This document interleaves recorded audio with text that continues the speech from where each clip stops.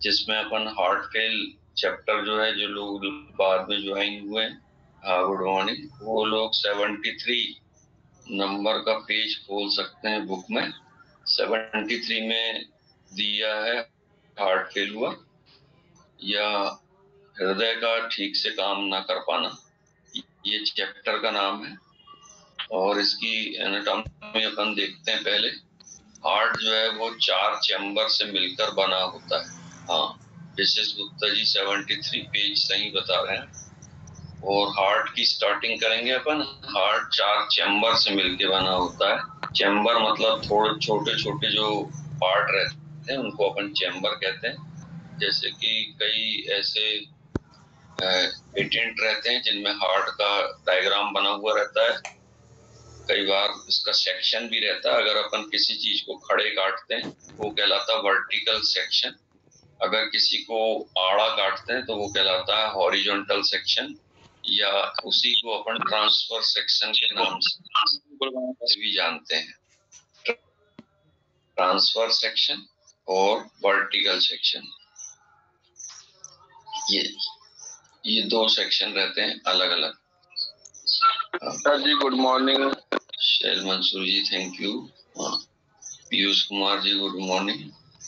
और हाँ, तो जैसा कि अपन बता रहे थे हार्ट की एनाटॉमी से कि हार्ट में 4 चैम्बर, कुछ पेटेंट आपके पास आते होंगे जिसमें उसमें डायग्राम बने रहते हैं। कुछ कार्डियक मेडिसिन रहती है और उसमें ड्रॉप आते हैं, सिरप आते हैं हार्ट के लिए। उसमें डायग्राम बना हुआ रहता है और उस डायग्राम को अगर आप ध्यान से देखें तो उसमें 4 चैम्बर रहते हैं हार्ट में। और वो चारों चैम्बर में ऊपर के 2 चैम्बर रहते हैं वो एट्रियम कहलाते हैं, जिनको अपन आलिंद भी बोलते हैं। और नीचे के जो 2 चैम्बर रहते हैं वेंट्रिकल, जिनको निलय कहते हैं। हिंदी में आलिंद और निलय कहलाते हैं। साथ ही साथ 4 कपाट भी रहते हैं जिनको अपन एनाटॉमी की भाषा में वाल्व कहते हैं।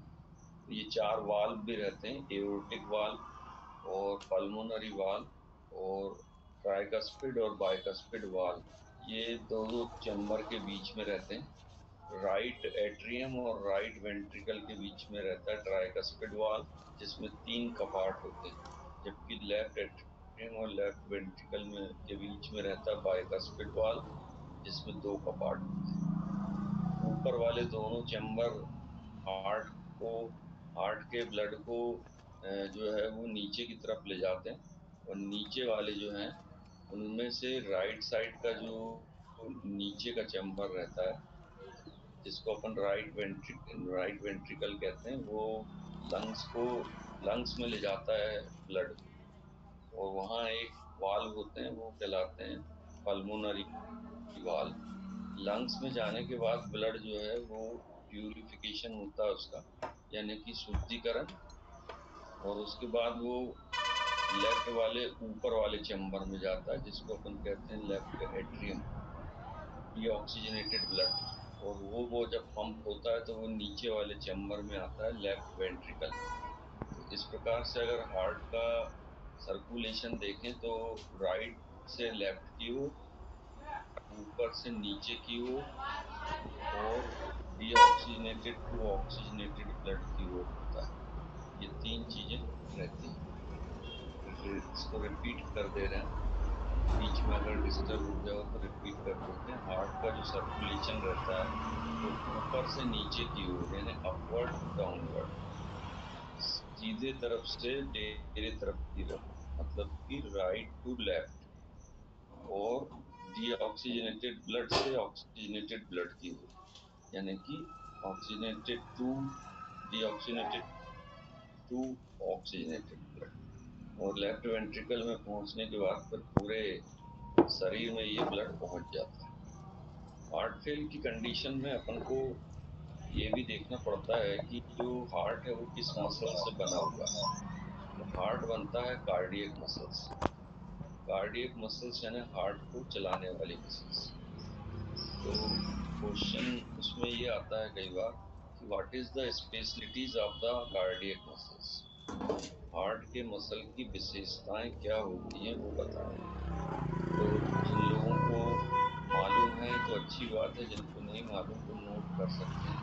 हार्ट की मसल्स की 5 विशेषताएं, the 5 specialities of the cardiac muscles, वो हम धीरे धीरे बताएंगे। पहली विशेषता रहती है auto Creatic. Auto Creatic, AUTOCRATIC। Auto Creatic का मतलब अभी होता है इसको स्व अंदर कर। उत्पन्न होना। किसी के प्रयास करने की आवश्यकता नहीं होती। प्रेगनेंसी के तीसरे महीने में जब बच्चे का हार्ट बन चुका होता है, वहां पर एवी नोड बनता है, जिसको अपन पेसमेकर ऑफ द हार्ट कहते हैं। उस एवी नोड पे गॉड की तरफ से एक पल्स वेव या तरंग आती है तीसरे महीने में। कई बार पूछ रहे थे कभी भी आ सकती है। ये डिपेंड करता है मदर के न्यूट्रिशन और बच्चे के विकास के ऊपर। दूसरे महीने में हार्ट पे एक तरंग आती है और हार्ट चलने लगता है। ऐसी कंडीशन में जब हम प्रेग्नेंट लेडी के यूट्रस के पास ऊपर से एब्डोमेन में अम्लाइकस के नीचे स्टेथोस्कोप से और जांच करेंगे तो हमें जो सुनाई देगी बच्चे की धड़कन, वो कहलाती है FHS, fetal heart sound. FHS, ये फीटल हार्ट साउंड हमको एब्डोमेन में सुनाई देता है जो बच्चे का रहता है। और चेस्ट में या सीने में जो सुनाई देता है हार्ट साउंड, वो माँ का रहता है। यानी एक ही बॉडी में दो हार्ट साउंड सुनाई देते हैं, एक मदर का और एक बच्चे का, जिसे हम FHS कहते हैं। पहली विशेषता हो गई ऑटो क्रिएटिक, यानी स्व उत्पन्न होना। दूसरी विशेषता रहती है ऑटोमेटिक। ऑटोमेटिक का मतलब होता है स्वचालित। हार्ट में जैसे ही तरंग आती है और वो अपने आप जो है वो धड़कने लगता है, वो कहलाता है ऑटोमेटिक, यानी स्वचालित। पहली विशेषता ऑटो क्रिएटिक यानी स्व उत्पन्न, दूसरी ऑटोमेटिक यानी स्वचालित। तीसरी विशेषता रहती है रिदमिक। रिदमिक का मतलब होता है लयबद्ध। एक पर्टिकुलर लय से वो चलती है, कभी भी कम ज्यादा इस तरह नहीं होती। वो एक पर्टिकुलर रिदम से चलती है, इसलिए वो कहलाता है रिदमिक या लयबद्ध। चौथी विशेषता रहती है अनफटीगबिलिटी। अनफटीगबिलिटी का मतलब होता है अथक या ना थकने वाली। स्पेलिंग बता देते हैं। UN, अन फटीग, FATIGUE, फटीग यानी थकना, बिलिटी यानी कि ना थकने वाली। ऐसी जिस दिन हार्ट की मसल्स थक जाती हैं, उसी दिन हार्ट फेल्यूर जो अपन टॉपिक पढ़ रहे हैं वो कंडीशन डेवलप होती है। और वो मसल्स कब थकती हैं उसके बारे में अपन कॉज बताएंगे अलग अलग। और पांचवी विशेषता की तरफ चलते हैं अपन, कंटिन्यू होल लाइफ, यानी कि ता जिंदगी या ता उम्र। Continue, CONTUNE, whole WHOLE, life, LIF, continue whole life, यानी लगातार पूरी जिंदगी चलते रहती है। जिस दिन ये चलना बंद हो जाए उस दिन जिंदगी खत्म हो जाती है, इसलिए अपन ताउम्र या ता जिंदगी कह सकते हैं। तो ये 5 विशेषताएं शॉर्ट में रिपीट कर देते हैं। पहली auto Creatic,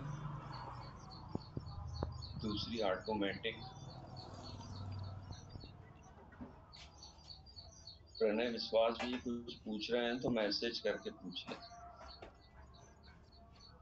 auto Creatic, automatic, rhythmic, unfatigability and continue whole life, ये 5 विशेषताएं रहती हैं। साथ ही साथ हर मसल्स में कुछ न्यूक्लियस होते हैं। न्यूक्लियस जो रहते हैं वो हमारी मसल्स को चलाने का काम करते हैं। हार्ट के अलावा जो अलग अलग मसल्स रहती हैं, जैसे बाइसेप्स मसल्स, जहाँ इंजेक्शन लगाते हैं वो ट्राइसेप्स मसल, इनमें सभी में एक एक न्यूक्लियस होता है, जबकि कार्डियक मसल या हार्ट की मसल्स में 2 न्यूक्लियस होते हैं। दो न्यूक्लियस की उपस्थिति इस बात का द्योतक होती है कि हार्ट में अगर एक न्यूक्लियस काम नहीं कर रहा है तो फिर दूसरा न्यूक्लियस उसमें। रानी सिंह चौधरी अगर कुछ पूछ रहे हैं मैसेज करके पूछ लें, आवाज कट रही है। जी सर, आपने सर प्रेग्नेंट वुमेन हार्ट पूरी तीसरी विजिट पर सर माँ के हार्ट, हाँ ये रामू कुछ,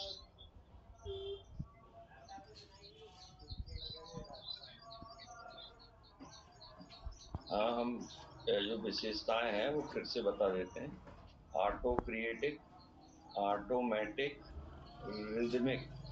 रिदमिक मतलब लयबद्ध, और अनफैटिगेबिलिटी यानी न थकने वाली, और होल कंटिन्यू होल लाइफ यानी पूरी जिंदगी। ये 5 विशेषताएं यहाँ पे।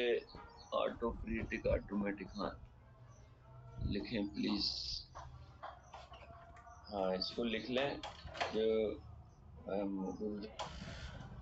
गुर्जर जी ने भेजे, मंगेश जी ने, उनको लिख सकते हैं। Autocratic, automatic, rhythmic, continue whole life, unfatigability और कंटिन्यू होल लाइफ। यहाँ पर अभी किसी ने पूछा कि माँ के हार्ट साउंड को क्या कहते हैं, तो उसको heart sound, HS, HS heart sound, और बच्चे के हार्ट साउंड को FHS, fetal heart sound. Simple सी बात है। हाँ FHS राजेश गुर्जर जी ने लिख दी है, फीटल हार्ट साउंड। तो ये न्यूक्लियस पे बात कर रहे थे अपन कि कार्डियक मसल में डबल न्यूक्लियस होते हैं, और उसका कारण रहता है कि एक न्यूक्लियस ने यदि काम करना बंद कर दिया तो दूसरा न्यूक्लियस उसको कंटिन्यू धड़काते रहता है। जिन लोग जानते हैं कि हेलीकॉप्टर जो रहते हैं, हेलीकॉप्टर में भी डबल इंजन रहते हैं। अगर एक इंजन ने काम करना बंद कर दिया तो दूसरा इंजन तुरंत पायलट चालू कर देता है, क्योंकि अपन जानते हैं कि ऊपर आकाश में अगर पहुंच गए और एक इंजन बंद हो गया तो वहां कोई ऊपर मैकेनिक तो है नहीं कि तुरंत वहां उतार के उसको ठीक कर लेंगे, इसलिए डबल न्यूक्लियस रहते हैं। ऐसे अपने हार्ट में जो है वो डबल न्यूक्लियस रहते हैं, और हेलीकॉप्टर में डबल इंजन रहते हैं। तो इस तरह से जो है वो हार्ट की कुछ लिटिल एनाटॉमी के बारे में हमने बताया। यदि हम इसका फिजियोलॉजी का देखें तो हार्ट में इतनी क्षमता रहती है कि जब भी वो पंप होता है तेजी से तो ब्लड जो है वो अपनी हाथों की उंगलियों तक और पैरों की उंगलियों तक पहुंच जाता है। कोई व्यक्ति कितना भी लंबा या मोटा हो, ये ब्लड वहां तक पहुंचने में सक्षम रहता है, हार्ट की वहां तक ब्लड पहुंच जाता है। क्योंकि हार्ट के एक बार धड़कने के बाद जो आर्टरी रहती हैं या वेसल्स जिनको अपन कहते हैं, वो इस प्रेशर को मेंटेन करके रखती हैं, क्योंकि वो लचीली होती है, और लचीली होने के कारण ये आगे ब्लड को बढ़ाती जाती है। इसका उदाहरण हम देते हैं कि जब अपन ने रबर की गेंद जो है वो देखे होंगे, महाराष्ट्र में जो लोग हैं वो लोग जानते हैं, चेंडू बोलते हैं रबर की गेंद। उस रबर की गेंद को यदि आप कठोर वाली जमीन पे पटकेंगे तो वो वापस ऊपर आती है, और उसको फिर अपन ना भी पकड़े तो 3-4 बार जो है वो ऊपर नीचे होती है। उसका कारण रहता है कि उसमें लचीलापन रबर की वजह से आता है। इसी प्रकार हमारी जो आर्टरी है उनमें भी लचीलापन रहता है, और वो हार्ट के द्वारा पंप किए गए ब्लड को आगे बढ़ाने में सक्षम रहती है। और इसीलिए ब्लड प्रेशर की डेफिनेशन बनती है कि blood pressure is a lateral pressure, क्योंकि वो दीवार से होता हुआ जाता है। Blood pressure is a lateral pressure exerted by the wall of vessels. Exerted का मतलब होता है लगाना, जोर लगाना। वॉल यानी दीवार, इसकी दीवार वेसल्स, वेसल्स यानी आर्टरी या वेन, दोनों को कंबाइंड रूप से हम वेसल्स कहते हैं। Blood pressure is a lateral pressure exerted by the wall of vessels, यानी ब्लड प्रेशर या रक्त का दबाव वह दबाव है जो धमनियों की दीवार से आगे की ओर बढ़ता है, ये उसकी डेफिनेशन आ जाती है। अब इसमें फिजियोलॉजी अपन देखें अगर, तो एक ह्यूमन का जो हार्ट है वो लगभग 5 लीटर ब्लड को 1 मिनट में पंप कर देता है। 1 मिनट, 3 मिनट में पंप कर देता है। एक व्यक्ति का हार्ट 3 मिनट में लगभग 5 लीटर ब्लड को पंप कर देता है। और यदि हम हार्ट में इजेक्शन फेज देखें कि एक बार में कितना ब्लड आ जाता है, तो एक बार में वो 150 से 200 ml ब्लड जो है वो उसको खींच लेता है, यानी 250 ग्राम के करीब खींच लेता है, और उसको फिर पंप भी कर देता है। यानी बहुत ज़्यादा इसके ऊपर रिस्पॉन्सिबिलिटी रहती है, इसलिए हार्ट का ध्यान रखना पड़ता है। अब जैसे अपन ने बताया, ब्लड प्रेशर में जो वेसल्स की वाल है या आर्टरी की वाल है वो उसको आगे बढ़ाते जाते हैं। इन्हीं दीवार में अगर लचीलापन खत्म हो जाए, तब ऐसी स्थिति में दिखाते, फिर वो धीरे धीरे जाता है। और उसका कारण रहता है कि जो धमनियों की दीवार है वो लचीलापन खो देती है और कड़ी हो जाती है। ये कड़ी कैसे होती है? पहला, डायबिटीज मेलाइटिस, शुगर की बीमारी किसी को अगर हो तो शुगर के जो कण हैं वो आपस में जोड़ के और ग्लूकोज फ्रुक्टोज के रूप में उसकी दीवार में जमते चले जाते हैं, तो जिससे उसका लचीलापन जो है वो समय के साथ साथ कम हो जाता है। 10-20 साल तक अगर शुगर रहे तो वो लचीलापन कम हो जाता है। इसी कारण शुगर के पेशेंट का ब्लड प्रेशर भी बढ़ा हुआ आता है, क्योंकि वो प्रेशर डालने में ज्यादा सक्षम नहीं है आगे बढ़ाने में, तो हार्ट में ब्लड का प्रेशर बढ़ने लगता है। दूसरा रहता है कार्बन मोनोऑक्साइड। कार्बन मोनोऑक्साइड उन लोगों के रहता है जो सिगरेट वगैरह इस्तेमाल करते हैं या बीड़ी का इस्तेमाल करते हैं, तो उनकी आर्टरी भी हार्ड हो जाती है। ऐसी हार्ड पोजीशन में फिर वो सक्षम नहीं हो पाता। तीसरा रहता है कोलेस्ट्रॉल, और चौथा ट्राइग्लिसराइड।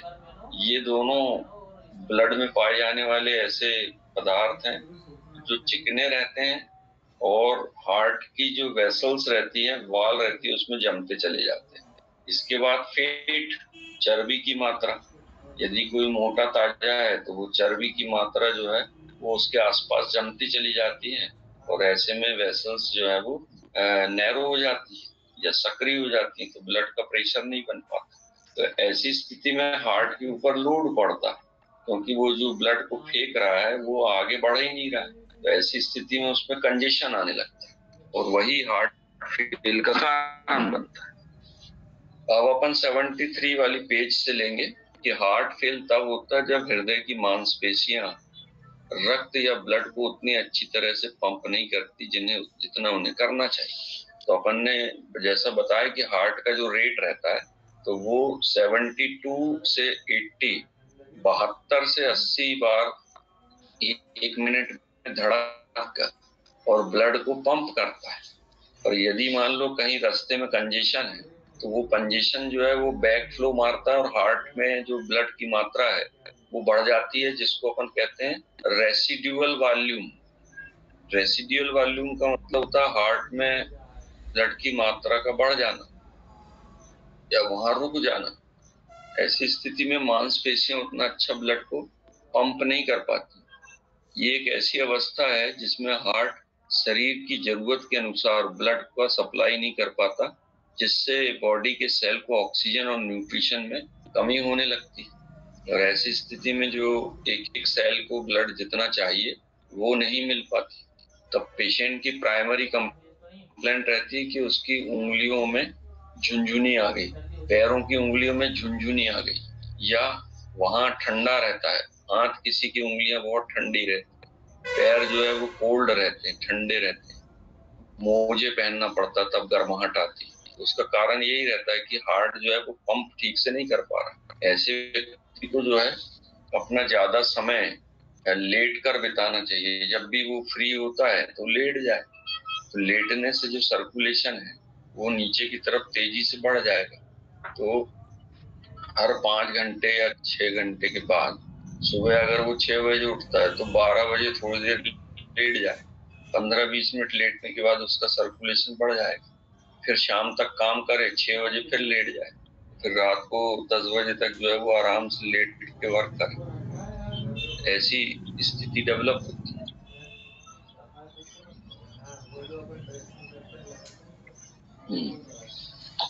कुछ नेटवर्क में थोड़ा दिक्कत आई थी, बीच में डिस्टर्ब हुए। राजेश गुर्जर जी फीटल हार्ट साउंड के बारे में लिख रहे थे।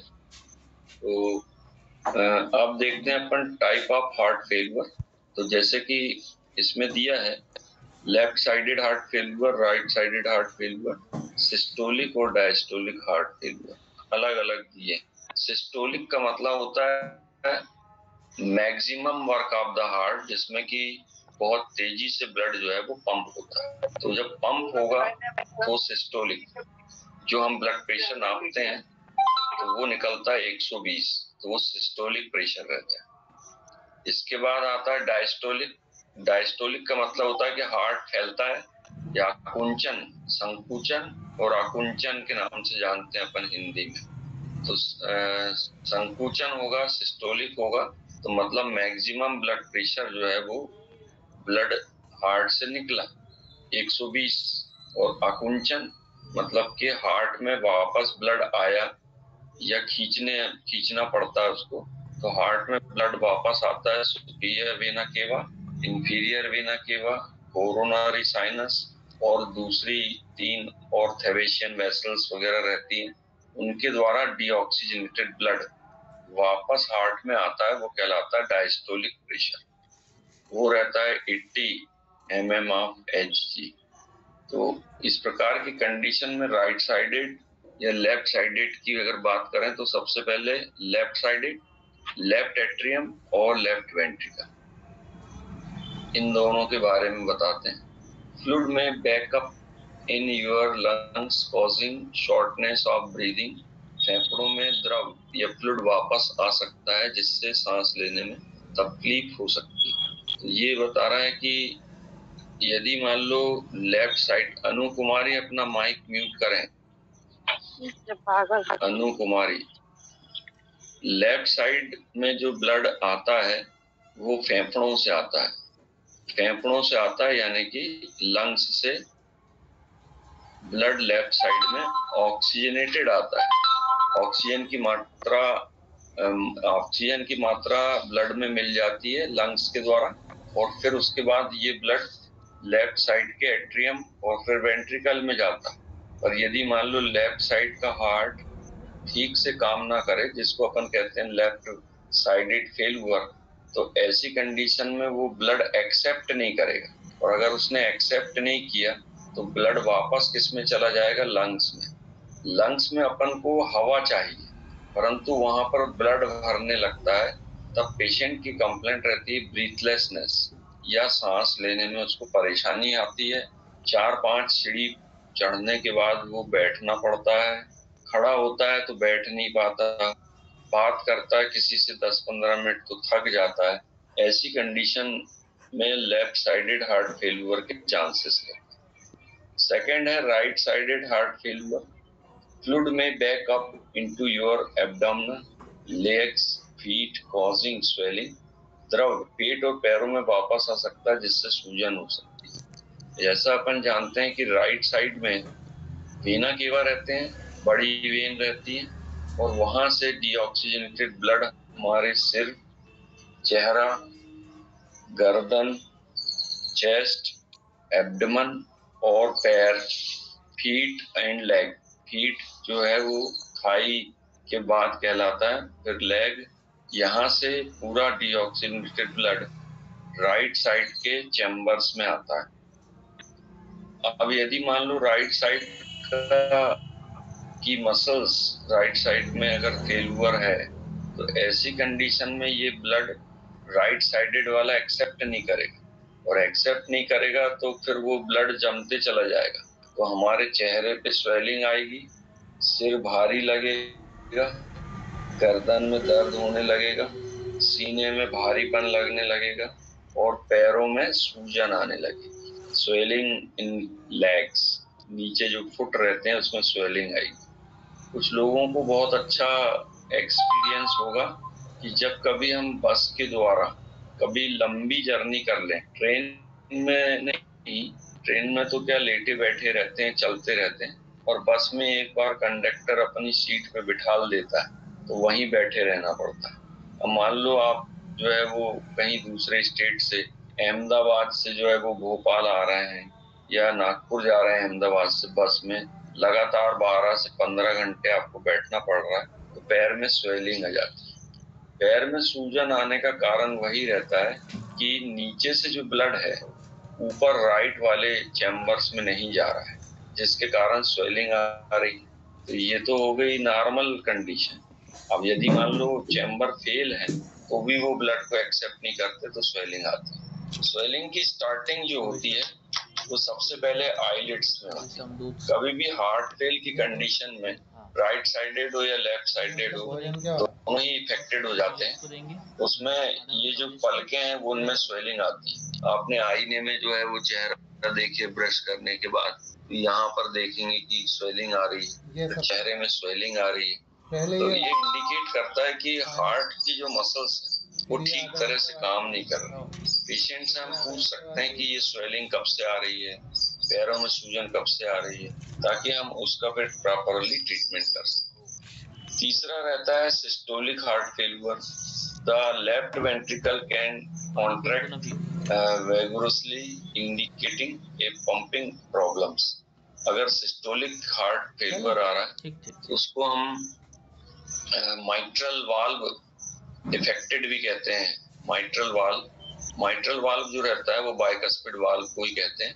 अगर उसमें शुगर के या कार्बन मोनोऑक्साइड के कण जम जाए, माइट्रल वाल्व जो है वो दो रहते हैं जिसको अपन बाइकस्पिड कहते हैं। जब भी ऊपर से ब्लड जाता है तो ये नीचे की तरफ पुश होता है और फिर ऊपर आते हैं, फिर नीचे की तरफ, फिर ऊपर आते हैं नीचे की तरफ। ये इनका ये इस तरह से बंद चालू होना ही जो है वो हार्ट साउंड को प्रोड्यूस करता है, जिसको अपन धक धक या लब डब कहते हैं। लब डब इस टाइप की जो हार्ट चलता है वो इनके वाल्व के बंद होने और चालू होने से बनता है। जब जो है वो वाल्व खुलते हैं तो डब आता है और फिर बंद होते हैं तो लब साउंड आता है। ये माइट्रल वाल्व और ट्राइकस्पिड वाल्व। और नीचे जो अपन ने दो वाल्व और पढ़े थे, पल्मोनरी और एओर्टिक वाल्व, उनके भी वो ट्राइकस्पिड, ऐसे तीन पार्ट रहते हैं। तो वो जब ऐसे बंद होते हैं फ्लैप्स और चालू होते हैं तो उनमें साउंड आता है डब और इसमें आता है लब। तो ये इस तरह के साउंड जो है लब डब या धक धक साउंड इनके सिस्टोलिक और डायस्टोलिक की कंडीशन में आते हैं। और अगर मान लो माइट्रल वाल्व में ऊपर की तरफ ये बहुत चंचल रहते हैं, एकदम से जल्दी जल्दी वर्क करते हैं, और यदि मान लो वहां पर कुछ कण जम जाए शुगर के, कार्बन मोनोऑक्साइड के, ट्राइग्लिसराइड के, तो वो फिर धीरे धीरे जाते हैं, धीरे धीरे खुलते हैं, धीरे धीरे आते हैं। ऐसे पेशेंट का जो है वो कंजेशन होता है और घबराहट होती है, दिल मालिश करता है क्योंकि वो प्रॉपर वर्क नहीं कर रहा और ब्लड प्रेशर बढ़ने लगता है। फिर आता है diastolic heart failure. Left ventricle cannot relax and fully indicate the filling problems. उसमें ये रहता है कि दोनों वाल्व के बीच का जो सामंजस्य बोलते हैं हिंदी में अपन उसको, या आपस में कंट्रोल नहीं होना, आपस में सामंजस्य नहीं बिठा पाते। ऐसी कंडीशन में एक वाल्व नीचे चला जाता है और दूसरा यहीं रहता है, और जब दूसरे को पता लगता तब वो नीचे आता, तब तक ये ऊपर हो जाता। तो ये इस तरह की कंडीशन जो रहती है अल्टरनेट, उसमें बीच में हमेशा जो है वो छेद बन जाता, बीच में हमेशा छेद बन जाता। जैसे ये ऊपर है, ये नीचे है, तो बीच में जो गैप बन गया है वहां से ब्लड ऊपर की तरफ आ जाता है धोखे से, क्योंकि प्रेशर नीचे का जैसे पंप होगा तो वाल्व जो है वो ऐसे खुले हुए तो वो नीचे बीच में से चला जाएगा। वो कहलाता है माइट्रल रीगर्जिटेशन। Mitral regurgitation. ऐसे पेशेंट की कंप्लेंट रहती है कि उसको सीने में तो दर्द रहता ही है, चेस्ट पेन, ब्लड प्रेशर भी मिलेगा आपको, और एक मुख्य कंप्लेंट रहती है उसको नोशिया। नोशिया यानी कि उल्टी की इच्छा होना। उर्दू में उसको कहते हैं दिल मालिश करना। दिल मालिश करना का मतलब होता है कि उसको वोमिटिंग की इच्छा बनी रहती है हम उसके डाइजेस्टिव सिस्टम से मिलकर सोचते हैं कि भाई डाइजेस्टिव सिस्टम में प्रॉब्लम है, और बेसिकली उसको रिगर्जिटेशन, यानी कि 100% ब्लड ऊपर से नीचे नहीं जा रहा है, और अगर जा रहा है तो उसमें से 30% ऊपर आ रहा है, तब ऐसी कंडीशन में जो है वो रिगर्जिटेशन कहलाता है, और उसमें कंप्लेंट मिलती कि उसको हमेशा जो है वो नौसिया की कंप्लेंट होती। अब इसमें रिस्क फैक्टर देखें कि क्यों हार्ट फेल्यूर की कंडीशन आ जाती है। पहला रहता है हाई ब्लड प्रेशर। अगर हमेशा ब्लड प्रेशर तेज बना रहेगा तो कार्डियक मसल्स प्रॉपरली काम नहीं कर पाती ठीक से, क्योंकि प्रेशर बहुत ज्यादा है। दूसरा रहता है कोरोनरी आर्टरी डिसीज, हृदय की धमनियों के रोग, जो हमने अभी बताए कि उनका हार्ड हो जाना अलग अलग कारणों से, तो वो उसके कारण भी हार्ट फेल्यूर की कंडीशन बनने के चांसेस रहते हैं। तीसरा रहता है हार्ट अटैक, यानी कि मसल्स जो रहती कार्डियक मसल्स, उसमें किसी एक मसल्स बिल्कुल छोटे वाले पार्ट को पिन ड्रॉप बराबर, अगर छोटे से भी पार्ट को, चने की दाल तो बहुत बड़ी हो जाती है, अपन राई बोल सकते हैं, राई वाला बराबर पार्ट को भी जो है, या मेथी बराबर पार्ट को भी जो है वो अगर ब्लड सप्लाई ना मिले तो तरंगे जो बहती हुई जाती हैं हार्ट की, उनमें रुकावट आ जाती है, और उसमें रुकावट आती है तो एकदम से अटैक आ जाता है, जिसको अपन कहते हैं MI मायोकार्डियल इन्फेक्शन। सरसों, हाँ सरसों, उसी राई को कहते हैं सरसों। सरसों बराबर पार्ट में छोटे से अगर मान लो ब्लड सप्लाई ना मिले तो वो पार्ट डेड हो जाता है, खत्म हो जाता है, गैंग्रीन बन जाता है, और उस पार्ट को खराब होने के कारण वो पार्ट पंप नहीं होता और पेसिव मूवमेंट करता है। पेसिव मूवमेंट का मतलब और एक्टिव मूवमेंट का मतलब हम बताएं तो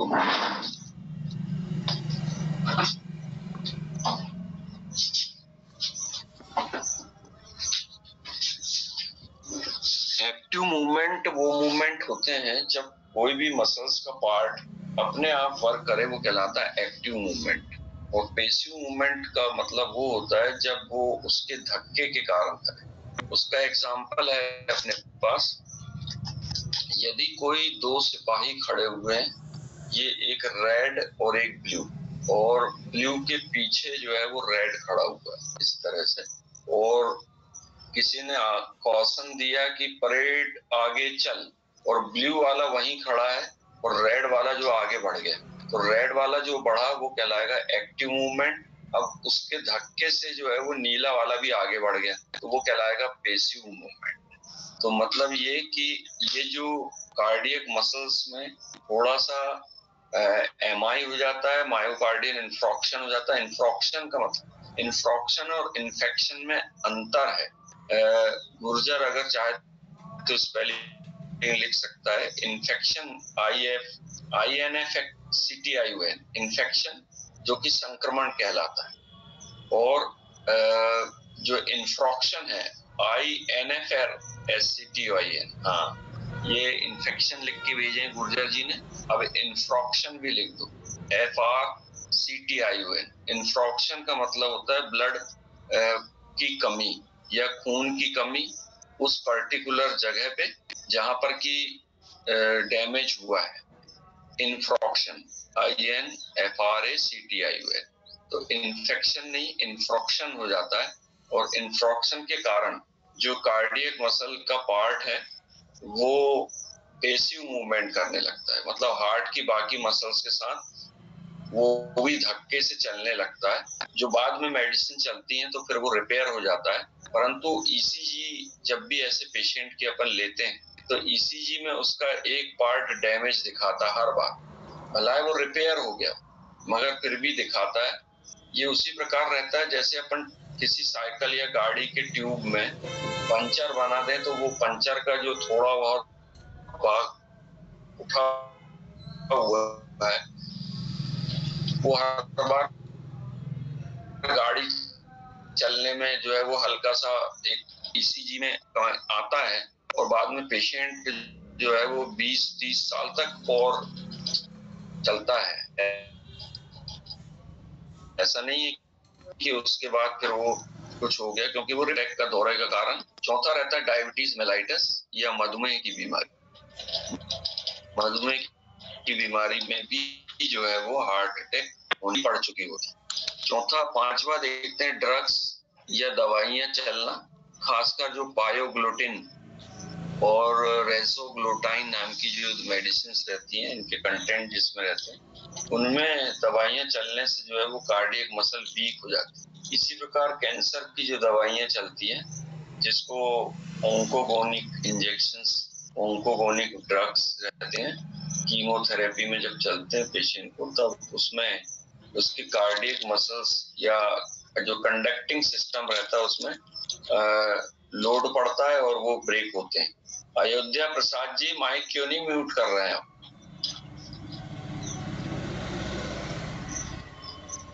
एक बार बटन दबा के हाथ से छोड़ दीजिए। हाँ, अब म्यूट हुआ। नंबर 6 पे आता है, और किसी का माइक म्यूट नहीं है क्या? हाँ ठीक है। स्लीप एपनोप्सिया, एपनीसिया, रात में सोते समय सांस लेने में परेशानी आना या बहुत ज्यादा खर्राटे, स्नोर कहलाते हैं, खर्राटे मारना। ये खर्राटे जो है वो ज्यादातर मोटे लोगों में होता है और उसका कारण रहता है जो लैरिंग्स के आसपास की लेयर है उसका मोटा हो जाना। तो वो मोटी होती है तो उसमें खर्राटे जब भी मारता है तो हार्ट के पास अतिरिक्त वाइब्रेशन होता है, बहुत ज्यादा जो है वो वाइब्रेशन होता है, हिलता जैसा मोबाइल में वाइब्रेशन होता है। तो उससे भी जो है वो हार्ट की मसल्स को काम करने में परेशानी होती है। तो खर्राटे का जल्द से जल्द इलाज करें और जो है वो नींद में अगर कोई खर्राटे ले रहा है तो उसको थोड़ा सा धक्का दे के उठा दे कि भाई आप जो है वो ठीक से सो। तो ये तो कॉमन प्रॉब्लम है, ज्यादा इसका कोई इलाज नहीं रहता पर करना चाहिए। 7वें नंबर पे आती है कंजेनाइटल हार्ट डिसीज या जन्मजात हृदय रोग अगर किसी को है, खासकर जो RHD रहती है। RHD मतलब rheumatic heart disease. Rheumatic heart disease ये इन्फेक्शन की वजह से होती है। इसका कीटाणु जो है वो घुटनों में प्रेजेंट रहता है, नी जॉइंट पे, और वो जब एडल्ट होता है बच्चा तब उसको वो कीटाणु जो है वो हार्ट में जाके वो प्रॉब्लम क्रिएट करता है। RHD is a serious disease, बहुत खतरनाक बीमारी रहती है जो कि 50-60 साल के बाद लाइफ को जो है वो थ्रेटेंड कर देती है। इसलिए रूमेटिक हार्ट डिसीज के बारे में भी इलाज करना चाहिए। फिर वाल्वुलर हार्ट डिसीज, यानी जो वाल्व रहते हैं हार्ट के, उसमें किसी प्रकार का डिफेक्ट आ गया हो या उसके ऊपर कोई चीज जम गई हो, कलेक्ट हो गई हो, तो वो वाल्वुलर डिसीज कहलाती है। फिर कुछ वायरसेस रहते हैं जो हार्ट में जाके और प्रॉब्लम क्रिएट करते हैं। एल्कोहल, तम्बाकू, तम्बाकू जो है वो बहुत बड़ा रोल निभाती है, जैसा अभी अपन ने बताया था, निकोटिन, कार्बन मोनोऑक्साइड, ये जो है वो ब्लड में घुल जाते हैं और ब्लड में घुलनशील होने के कारण ये हार्ट तक भी पहुंचते हैं और हार्ट की प्रॉब्लम क्रिएट करते हैं। बहुत सारे मरीज ऐसे आते हैं जो कहते हैं कि हमको हार्ट की प्रॉब्लम नहीं होगी सर, क्योंकि हम शराब भी नहीं पीते, सिगरेट भी नहीं खाते, परंतु हमको तम्बाकू का शौक है, उससे कोई प्रॉब्लम नहीं। परंतु ऐसे लोगों को जो है वो आप स्पष्ट बता दीजिए कि शराब और सिगरेट से ज्यादा खतरनाक तम्बाकू रहती है, क्योंकि तम्बाकू जो है वो डायरेक्ट लार ग्रंथि से एब्जॉर्ब होती है, अवशोषण होता है और सीधा कार्डियक मसल्स यानी हार्ट की मसल्स में पहुंच जाती है। और चूंकि ये ब्लड में घुलनशील होने के कारण बार बार ब्लड में घुल के और हार्ट की मसल्स को प्रॉब्लम क्रिएट कर सकती है। तम्बाकू वाले चैप्टर में अपन ने बताए थे कि किस प्रकार से निकोटिन बहुत खतरनाक चीज होती है। कुछ लोग ऐसा सोचते हैं कि नहीं होगी, मगर तम्बाकू होती है। नेक्स्ट है ओबेसिटी, मोटापा। एल्कोहल, एल्कोहल के बारे में बता दें कि शराब के जो लोग शौकीन रहते हैं, और अगर शौकीन लोग एडिक्शन की तरफ बढ़ जाते हैं, शौकीन से इन द सेंस रहता है कि अगर कोई किसी पार्टी में, शादी में, होली में, एक आध महीने में, 6 महीने में अगर पीता है तो उसको हम शौकीन की श्रेणी में रखते हैं। परंतु ऐसे व्यक्ति जो बिल्कुल शाम 6 बजे के बाद एक क्वार्टर लेके बैठ जाते हैं, वो फिर शौकीन नहीं है, वो एडिक्शन है जिसको अपन लत बोलते हैं। ऐसे लोगों के ब्लड में अगर बार बार अल्कोहल की मात्रा घुलेगी तो 1-2 दिन, 10 दिन, 1 महीना, साल भर नहीं, 5 या 10 साल तक झेलने के बाद हार्ट की जो मसल्स हैं वो वीक हो जाएंगी, कमजोर हो जाएंगी, जिससे ऐसे पेशेंट में कभी भी अटैक आके डेथ का कारण बन सकता है। इसलिए वो भी बड़े गफलत में रहते हैं। कुछ लोगों को शराब पीने वाले बता देते हैं कि थोड़ी सी शराब तो डेली पीना चाहिए, उससे हार्ट मजबूत रहता है। हार्ट फेल्योर, हार्ट अटैक में डिफरेंस। हाँ, यहाँ शैन मंसूरी जी पूछ रही कि हार्ट फेल्यूर और हार्ट अटैक में क्या डिफरेंस आता है। पहला बता दें, हार्ट अटैक। हार्ट अटैक का मतलब होता है कि हार्ट की जो हार्ट को भी चलने के लिए ब्लड सप्लाई की जरूरत होती और उसको सप्लाई करती कोरोनरी आर्टरीज। तो कोरोनरी आर्टरी में किसी प्रकार का डिफेक्ट आएगा तो हार्ट को जो जरूरत है चलाने के लिए वो कमी हो जाएगी, उसको ब्लड नहीं मिलेगा और अटैक आ जाएगा। अब जब अटैक आया तो हार्ट अपना काम नहीं करेगा, वो कहलाएगा हार्ट फेल्यूर। ये दोनों चीजें ये इस प्रकार से अपन समझ सकते हैं कि मान लो किसी होटल में कोई जो खाना बनाने वालों को अपन क्या कहते हैं, रसोइया। अगर मान लो घर से निकला रसोइया और उसकी ड्यूटी है कि वो किसी होटल में खाना बनाने जाता है, तो वो खाना बनाता है, ये उसका काम है। पर क्या उसको खाने की जरूरत नहीं है? भाई वो उसका पेट भरा रहेगा तब तो वो ठीक से काम करेगा।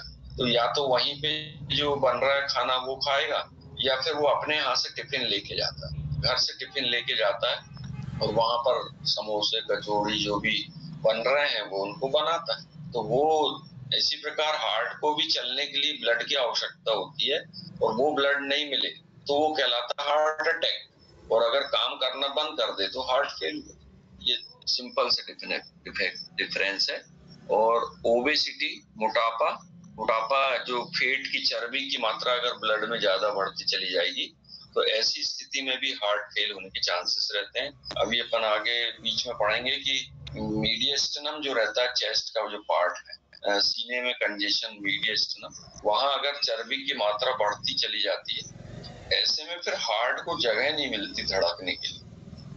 और अगर धड़कने के लिए, क्योंकि हार्ट के दोनों तरफ रहते हैं फेफड़े या लंग्स, लंग्स में मान लो निमोनिया हो गया, अब निमोनिया की कंडीशन में जो है वो लंग्स के ऊपर कफ की बहुत ज्यादा मात्रा जम जाती है, अंदर भी जम जाती है।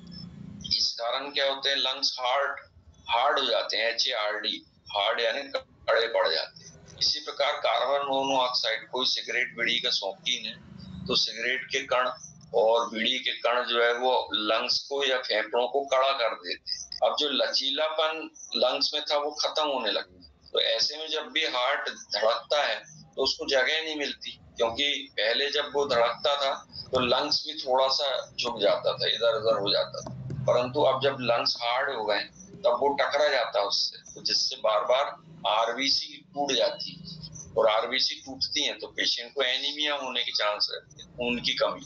तो ये उसका मेन कारण रहता है कि ओबेसिटी या मोटापा ना आए, जिससे कि लंग हार्ट को धड़कने के लिए जगह मिले। और लास्ट है इरेगुलर हार्ट रेट, अनियमित दिल की धड़कन। अनियमित दिल की धड़कन, एओर्टिक वाल्व साइन स्टेनोसिस क्या होता है? रीना पूछ रही है कि एओर्टिक वाल्व स्टेनोसिस। स्टेनोसिस जो वर्ड बना है वो स्टोन से बना है। स्टोन का मतलब होता है हार्डनेस, और जैसा अपन ने बताया कि जो वाल्व रहते हैं उनको बिल्कुल लचीला रहना चाहिए। विसरल प्लेट एब्डोमेन से होता है क्या था?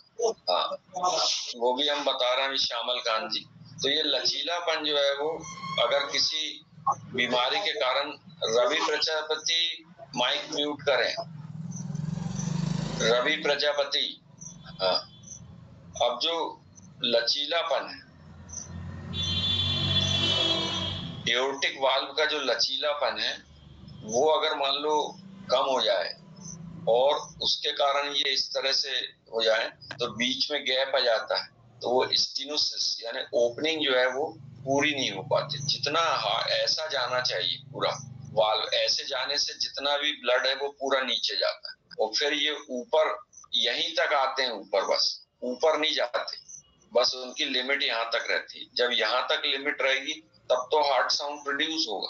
अब ऐसी कंडीशन में क्या होता है कि अगर स्टीनोसिस हो गया तो वो पूरे ऐसे ना जाके सिर्फ थोड़े थोड़े जाते हैं, तो उसके कारण जो है वो स्टीनोसिस हो जाता है और ब्लड प्रेशर नहीं बन पाता। हाँ, इसमें किसी ने पूछा है कि हार्ट रेट 63 और पल्स रेट 16 पल्स रेट नहीं होता, पल्स रेट तो ज्यादा ही होगा। 63 हार्ट रेट जो है वो हो सकता है ना सर, हम ब्रेडिकार्डिया श्रेणी में रखें। ब्रेडिकार्डिया 160 है कि सर, 160 है, हार्ट रेट कम हो जाए। 160 है सर। अच्छा, हाँ, हार्ट रेट अगर 160 अगर हार्ट रेट है तो वो टेकीकार्डिया कहलाता है, और टेकीकार्डिया में हार्ट रेट बहुत तेजी से वर्क कर रहा है, तो वो सर हार्ट रेट 63 है, पल्स रेट 160 हो सकता है। पल्स रेट, हाँ ठीक है, हाँ सही है, तो उसमें एक ही रहेगा ना सर, हार्ट रेट और पल्स रेट एक ही रहेगा। ब्रेडिकार्डिया है, मतलब 63 मतलब नॉर्मली एक प्रकार से कह सकते हैं अपन, क्योंकि नहीं कई बार बढ़ जाता है वो वेसल्स की, पर इतना नहीं बढ़ता जितना अपन बता रहे हैं, इतना नहीं बढ़ पाता।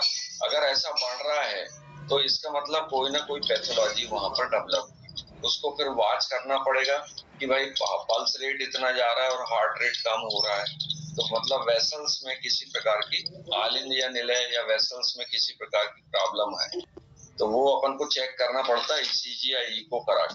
ठीक है, हाँ, ये जो हार्ट फेल्यूर का है ये बड़ा चैप्टर होने के कारण अपन इसको कल भी जारी रखेंगे, और आज अपन बस इतना ही कर पाएंगे क्योंकि टाइम भी हो गया है। अपने अपने प्रश्न जो है वो लिख के रखें, कल अपन प्रश्न के आंसर भी देंगे, क्वेश्चन के आंसर, ठीक है ना? यस सर, आज अपन इतना ही होगा, टाइम हो गया। Good day. Thank you sir. Thank you sir. Good day sir. Thank you sir, have a nice day.